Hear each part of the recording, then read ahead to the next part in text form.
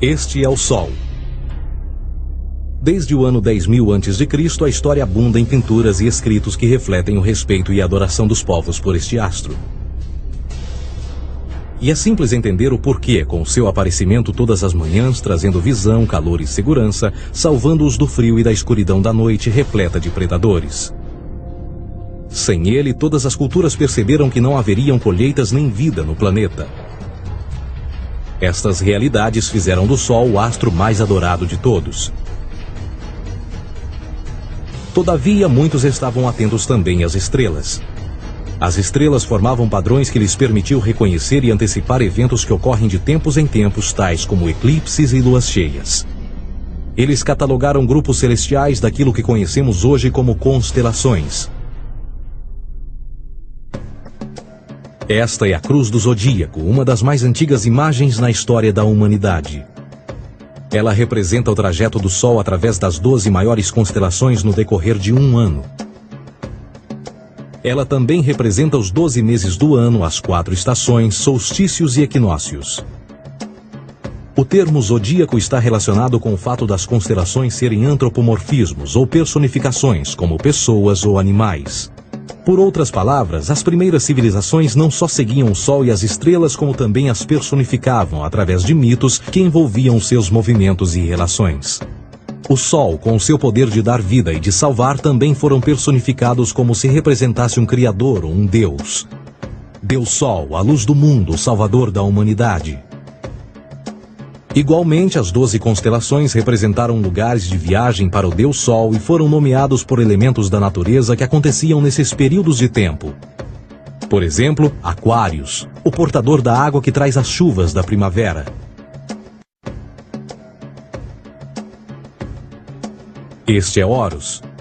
Ele é o Deus Sol do Egito de 3.000 a.C. Ele é o Sol antropomorfizado e a sua vida é uma série de mitos alegóricos que envolvem o movimento do Sol no céu.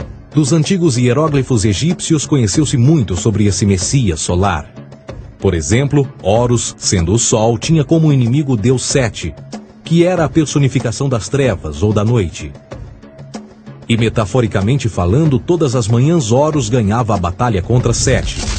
E no fim da tarde, Sete conquistava Horus e o enviava para o mundo das trevas.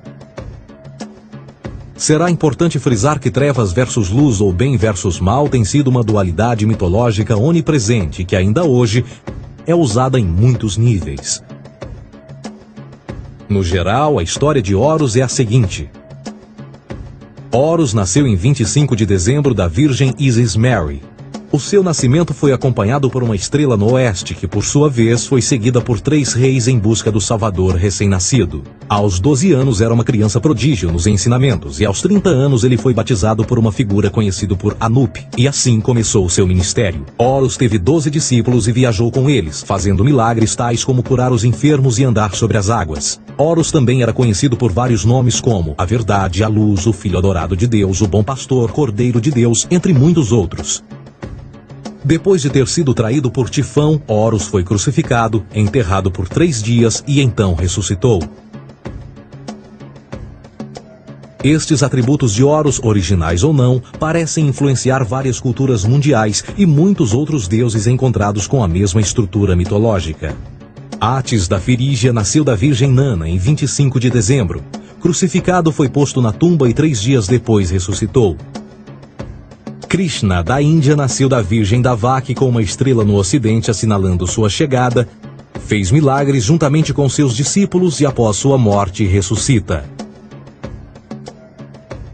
Dionísio da Grécia nasceu de uma virgem em 25 de dezembro, foi um professor peregrino que praticou milagres como transformar água em vinho e é referenciado como Rei dos Reis, Filho unigênito de Deus, o início e o fim, entre muitas outras coisas, e após sua morte ressuscitou.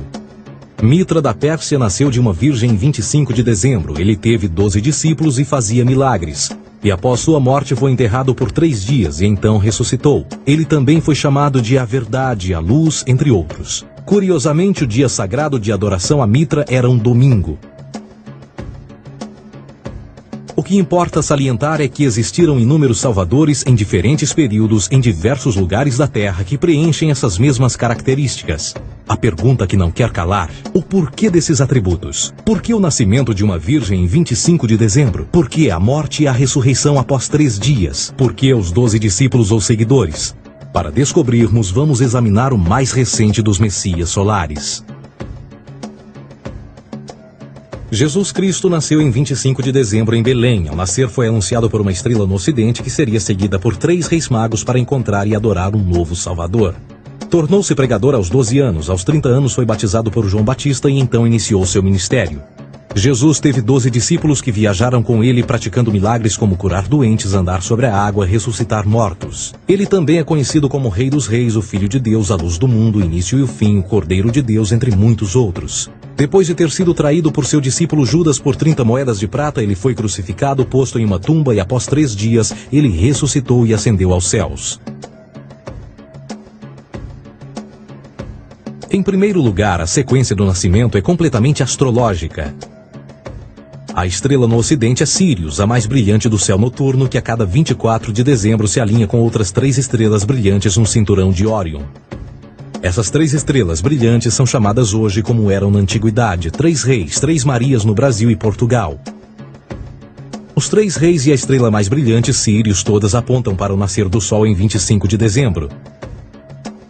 Esta é a razão pela qual os 3 reis seguem a estrela a oeste em uma ordem que apontam ao amanhecer. O nascimento do Sol.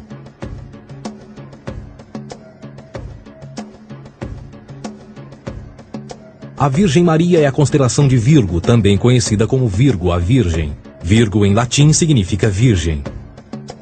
Virgo também é conhecida como a Casa do Pão. E a representação de Virgo é uma virgem segurando um feixe de espigas de trigo. Esta Casa do Pão e o seu símbolo das espigas de trigo representa agosto e setembro, a época das colheitas. Por sua vez, Belém é a tradução ao pé da letra de a Casa do Pão. Belém também é a referência à constelação de Virgem, um lugar no céu, não na terra. Existe outro fenômeno muito interessante que ocorre em 25 de dezembro, é o solstício de inverno. Do solstício de verão ao solstício de inverno, os dias se tornam mais curtos e frios. Da perspectiva de quem está no hemisfério norte, o sol parece se mover para o sul, ficar menor e mais fraco. O encurtamento dos dias e o fim das colheitas conforme se aproxima o solstício de inverno, simbolizando o processo de morte. Era a morte do sol. Pelo 22º dia de dezembro, o falecimento estava completamente realizado e faz com que atinja seu ponto mais baixo no céu. Aqui algo curioso acontece. O Sol para de se mover por 3 dias. Durante estes 3 dias, o Sol fica pelas redondezas da constelação do Cruzeiro do Sul, ou Alfa Crucis. Depois desse período, em 25 de dezembro, o Sol se move 1 grau, dessa vez para o norte, trazendo perspectiva de dias maiores, mais calor e a primavera. E assim se diz: o Sol morreu na cruz, ficou morto por 3 dias, apenas para ressuscitar ou nascer mais uma vez. Esta é a razão pela qual Jesus e muitos outros deuses solares compartilham da ideia de crucificação, morte por 3 dias e o conceito da ressurreição. É o período de transição do Sol antes de mudar para a direção contrária no hemisfério norte, trazendo a primavera e assim a salvação. Todavia, eles não celebram a ressurreição do Sol até o equinócio da primavera, ou Páscoa. Isto é porque no equinócio da primavera o Sol domina oficialmente o mal, as trevas, assim como o período diurno se torna maior que o noturno. E o revitalizar da vida na primavera emerge. Agora, provavelmente, a analogia mais óbvia de todas neste simbolismo astrológico são os 12 discípulos de Jesus. Eles são simplesmente as 12 constelações do zodíaco com que Jesus, sendo o Sol, viaja. De fato, o número 12 está sempre presente ao longo da Bíblia.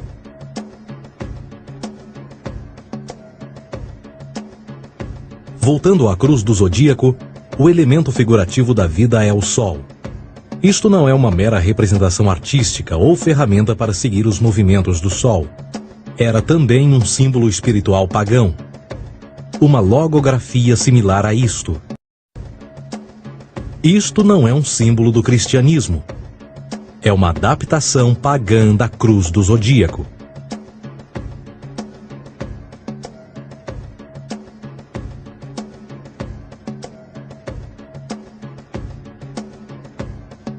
Esta é a razão pela qual Jesus, nas primeiras representações, era sempre mostrado com a sua cabeça na cruz.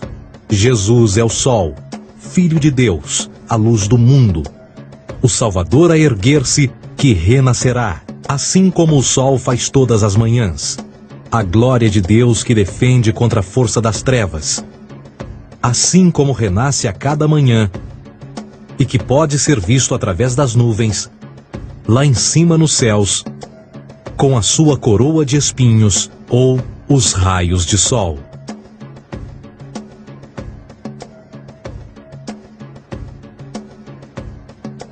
Agora, nas muitas referências astrológicas ou astronômicas na Bíblia, uma das mais importantes tem a ver com o conceito de eras. Através das Escrituras há inúmeras referências a essa era. Para compreender isto, precisamos primeiro estar familiarizados com o fenômeno da precessão dos equinócios. Os antigos egípcios, assim como outras culturas antes deles, reconheceram que aproximadamente de 2150 em 2150 anos, o nascer do Sol durante o equinócio de primavera ocorria num diferente signo do zodíaco. Isto tem a ver com a lenta oscilação angular que a Terra tem quando roda sobre o seu eixo.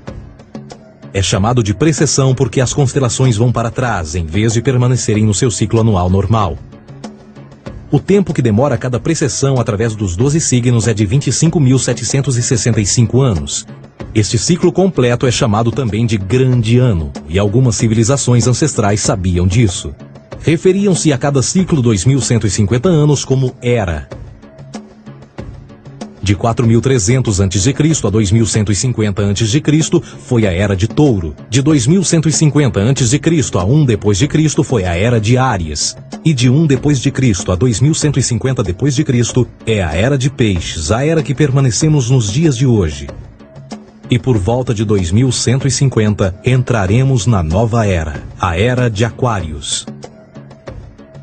Agora, a Bíblia refere-se por alto ao movimento simbólico durante 3 eras, quando se vislumbra já é uma quarta.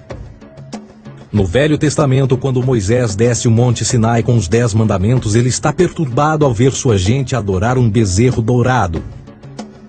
De fato, ele até partiu as pedras dos 10 mandamentos e disse a todos para se matarem uns aos outros para purgarem o mal. A maior parte dos estudiosos da Bíblia atribuem esta ira de Moisés ao fato de os israelitas estarem adorando a um falso ídolo, ou algo semelhante. A realidade é que o bezerro dourado é o Taurus, touro.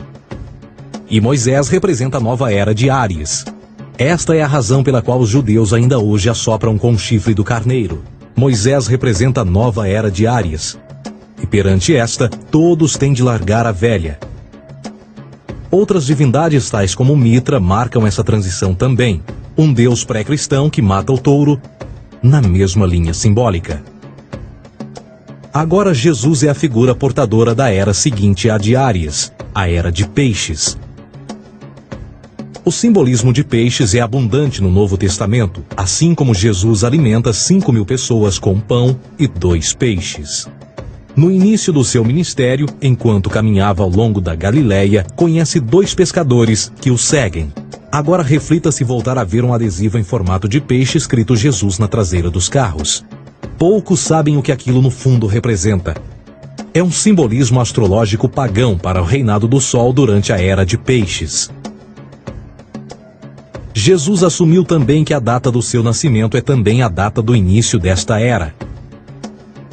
Em Lucas 22:10, quando Jesus é questionado se a próxima passagem será depois de ele ir embora, Jesus responde: Eis que quando entrardes na cidade, encontrareis um homem levando um cântaro de água.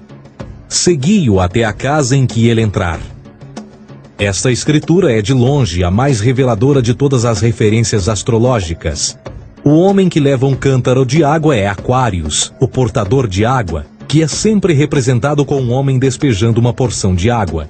Ele representa a era depois de Peixes, e quando o Sol, Filho de Deus, sair da era de Peixes, Jesus, entrará na casa de Aquários, e Aquário é antes de Peixes na precessão dos equinócios. Tudo o que Jesus diz é que depois da era de Peixes chegará a era de Aquário.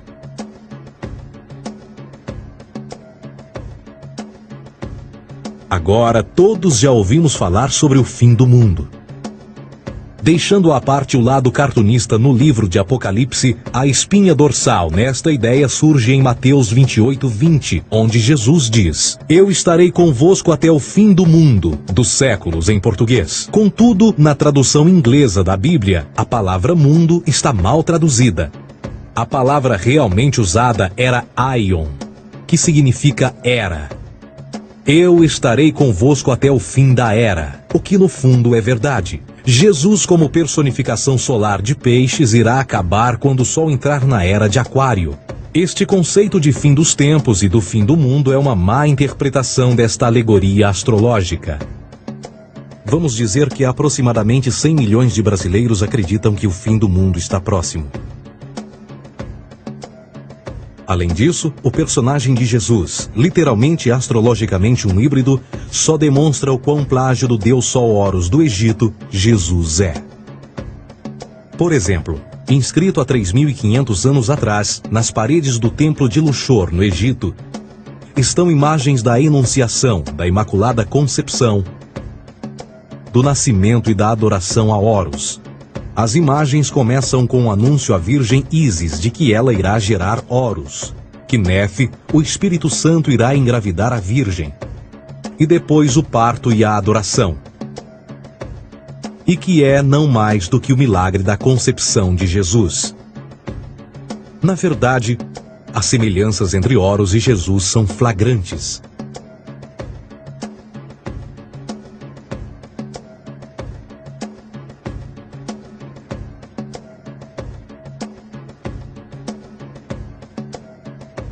E o plágio continua.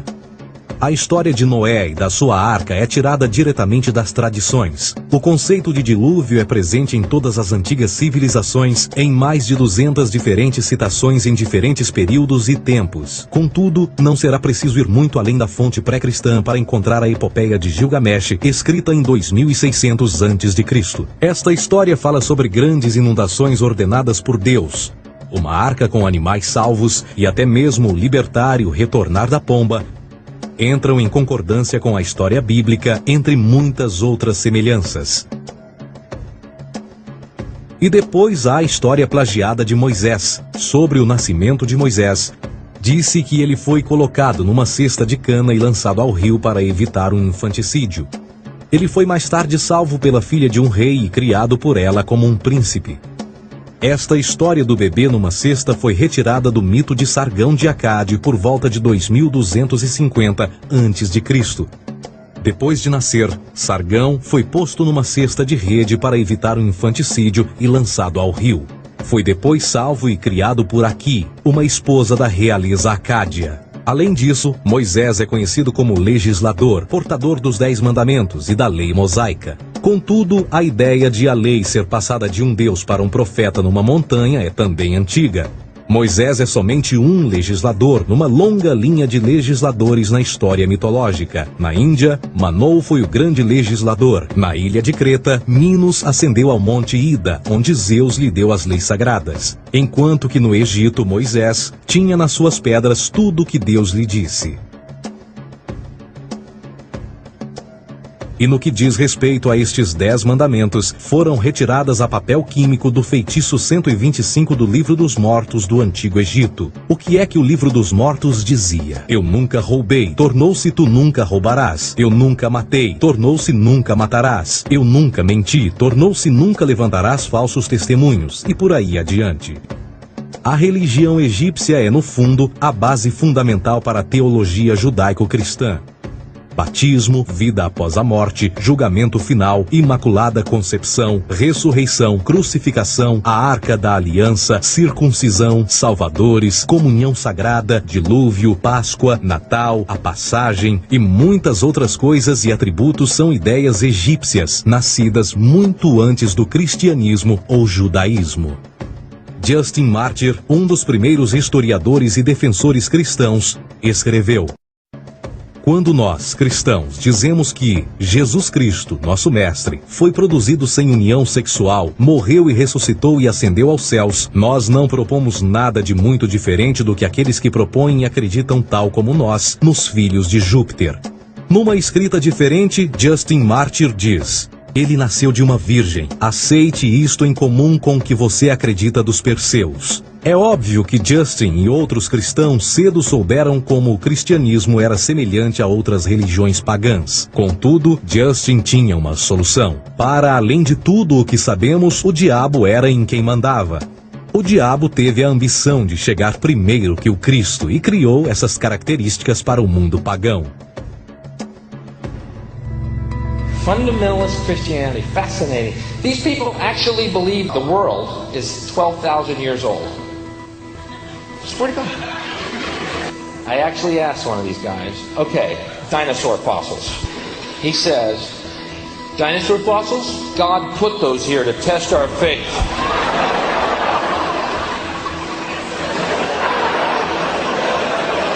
I think God put you here to test my faith, dude. A Bíblia não é nada mais do que um híbrido literário astroteológico, tal como todos os mitos religiosos que os antecederam. De fato, o aspecto da transferência de atributos e umas personagens para as outras é facilmente reconhecida no próprio livro em si. No Antigo Testamento há a história de José. José era um protótipo de Jesus. José nasceu de um milagre, Jesus nasceu de um milagre. José tinha 12 irmãos, Jesus tinha 12 discípulos. José foi vendido por 20 pratas, Jesus foi vendido por 30 pratas. Irmão Judá sugere a venda de José. O discípulo Judas sugere a venda de Jesus. José começa os seus trabalhos aos 30, Jesus começa aos 30 também. Os paralelismos continuam. Além disso, haverá algum registro não bíblico da existência de mais alguém chamado Jesus, filho de Maria, que viajou com 12 seguidores e curou pessoas? Existiram muitos historiadores que viveram no Mediterrâneo durante esse mesmo período e até mesmo após a presumível morte de Jesus. Quantos desses historiadores fizeram relatos sobre a sua figura? Nenhum. Porém, para sermos justos, não significa que os defensores da existência de Jesus nunca tenham reclamado o contrário. São particularmente 4 referidos como pioneiros sobre a teoria da existência de Jesus: Plínio o Jovem, Suetônio e Tácito. Cada uma das suas máximas consiste apenas em algumas frases em que, na melhor das hipóteses, se refere a Christus ou Cristo, e que na realidade não é um nome, mas sim uma titulação. A 4ª fonte é Joséfo, cujos documentos ficou provado terem sido falsificados séculos atrás e, para infortúnio da humanidade, por muitos ainda visto como verdadeiros. Poderá alguém ter se aproveitado das ideias renascer dos mortos, a ascensão ao reino dos céus e a prática de milagres e que a partir daí tenha começado a surgir nos registros históricos? Não, porque uma vez pesadas as evidências, há grandes probabilidades da figura conhecida como Jesus nunca sequer ter existido.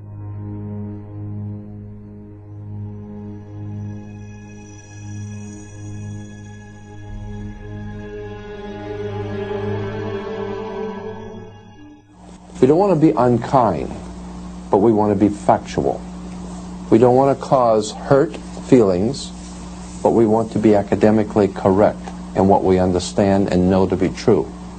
Christianity just is not based on truth.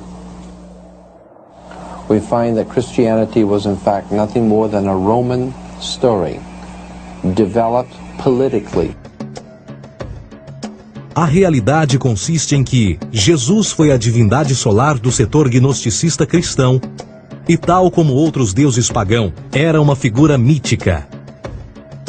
Foi sempre o poder político que procurou monopolizar a figura de Jesus para controle social.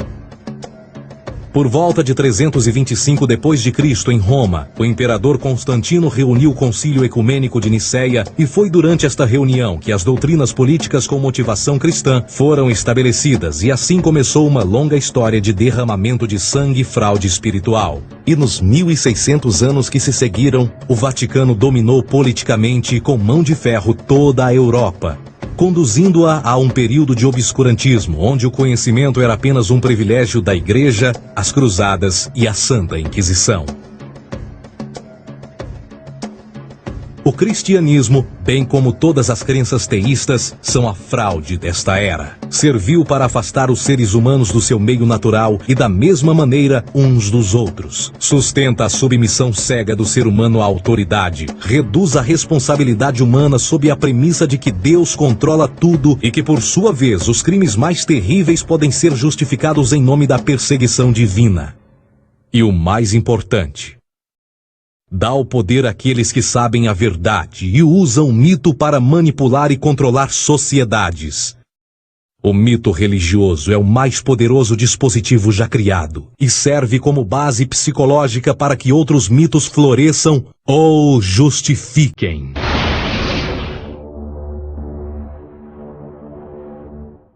A myth is an idea that, while widely believed, is false. In a deeper sense, in the religious sense, a myth serves as an orienting and mobilizing story for a people. The